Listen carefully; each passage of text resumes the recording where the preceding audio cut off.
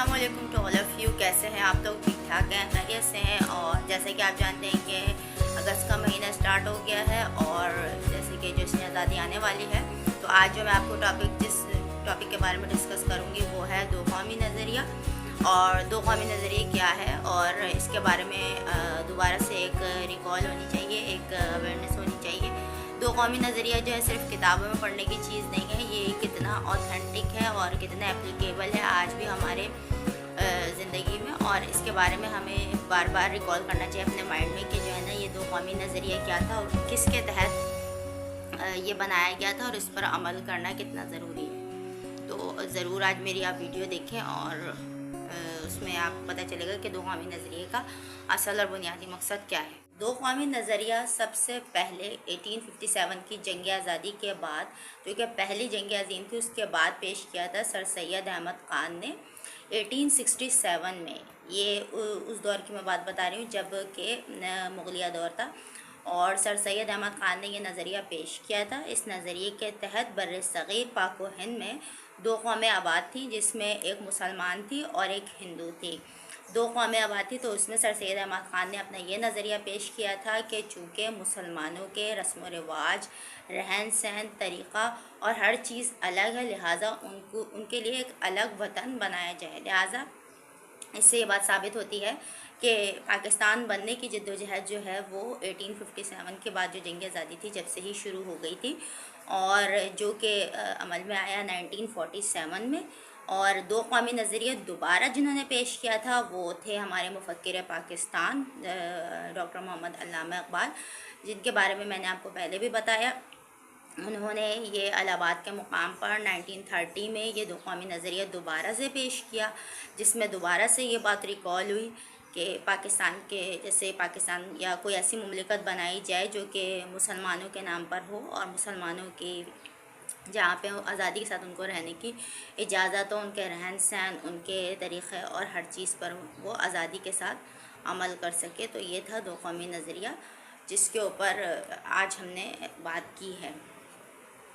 ये तो वो बातें थी जो किताबों में मौजूद हैं, जो कि आपको पता होता है कि ये किताबों में मौजूद हैं और ये एक लिखी हुई बातें जो कि हम निसाब में पढ़ते हैं। आज हम इसको किस तरह से देखते हैं?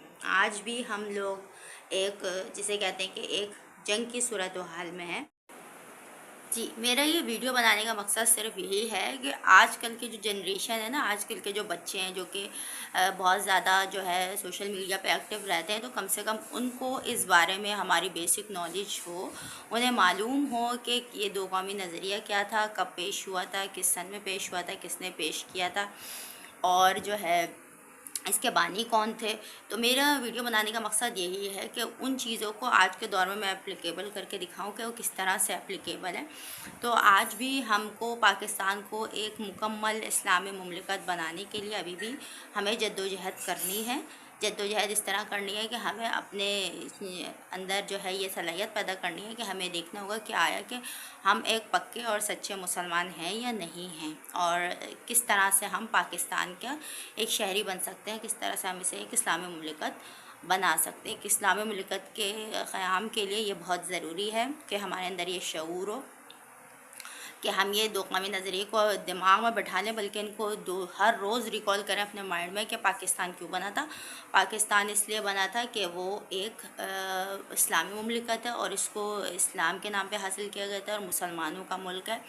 और इस दो कौमी नज़रिए में यही बताया गया था कि हिंदू एक अलग कौम है, बिल्कुल एक अलग कौम है। इसके अलावा अगर देखा जाए मुसलमान होने के नाते और जितने मज़ाहिब हैं, जैसे कि आप कहेंगे कि हमने सिर्फ हिंदुओं को बारे में ही क्यों ऐसा कहा, देखिए और जो दूसरे मज़ाहिब हैं, जैसे कि अगर हम क्रिश्चियंस की बात करते हैं, ईसाई, तो वो भी अहले किताब है, यानी कि वो भी हमारे भाई समझे जाते हैं। इसी तरह से अगर हम दूसरी अगर कास्ट को देखा जाए तो वो सब हमारे अहले किताब हैं। जैसे जी जो चार आसमानी किताबें नाजिल हुई हैं मुसलमानों पर और यहूदियों पर, ईसाइयों पर, उनका नाम है जैसे कि कुरान मजीद, तौरात, زبور، انجیل اور انجیل، جی 4 کتابیں نازل ہوئی ہیں۔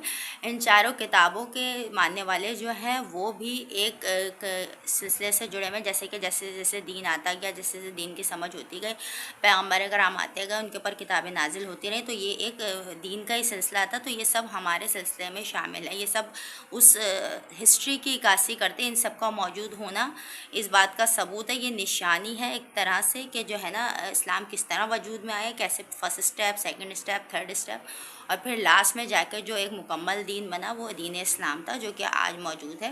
تو ہر کسی کا جو ہے ہونے کا کوئی نہ کوئی وجود ہے۔ اصل جو ہماری جو جنگ ہے وہ کفار کے ساتھ ہے، جو کہ میں نے ابھی آپ کو بتایا کہ 2 قومی نظریہ، جو کہ 2 قومیں الگ الگ قومیں ہیں، ایک جو ہے ہندو ہے اور ایک مسلمان ہے۔